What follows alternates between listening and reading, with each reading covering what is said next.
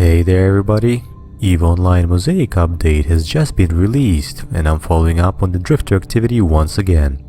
One of my viewers, Laura Lornetz, has pointed me to an interesting video by a channel called Gaming with Daopa.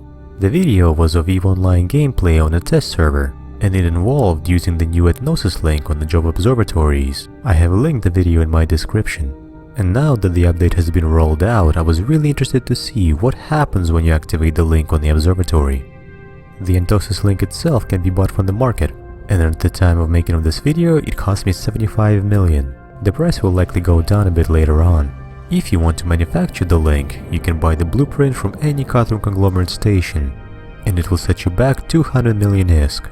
Just keep in mind that to manufacture the link you will need to procure the Antikythera element, whether you want to buy it on the market or collect it from drifter and seeker ships. In any case, once you get the link, you can install it in the high slot of your ship.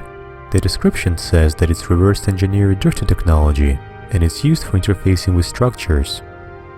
In the attribute section you can see that its optimal range is 25 kilometers, its cycle time is 5 minutes, and it uses strontium clathrates in order to work. So if you intend on using this link, make sure you have some strontium clathrates in your cargo hold. They're not too expensive, and the link uses only 1 unit per cycle.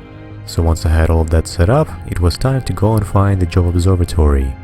For that I went to the shop system, just one jump away from the Amart trade hub. I picked it specifically because it didn't appear to have the unidentified wormhole in it.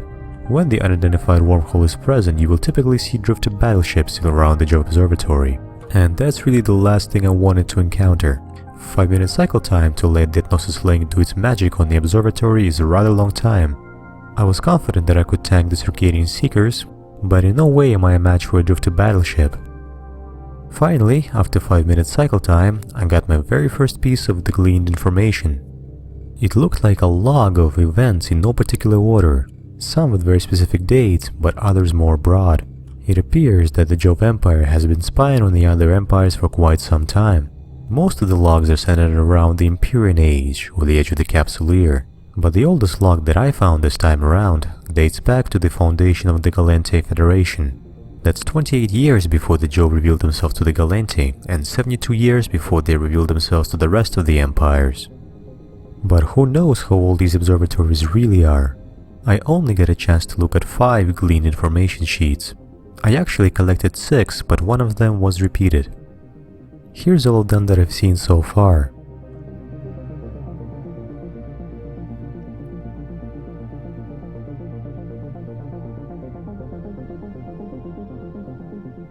Now the peculiar thing about using the Entosis Link is that for 5 minutes of its cycle time you cannot cloak and you cannot warp away, and you can't even terminate the cycle once it's been activated.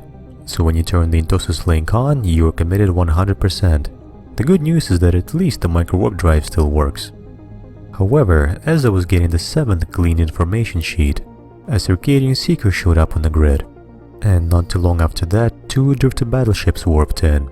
That was very surprising to me, because I've never seen a drifter battleship in a system without the unidentified wormhole before.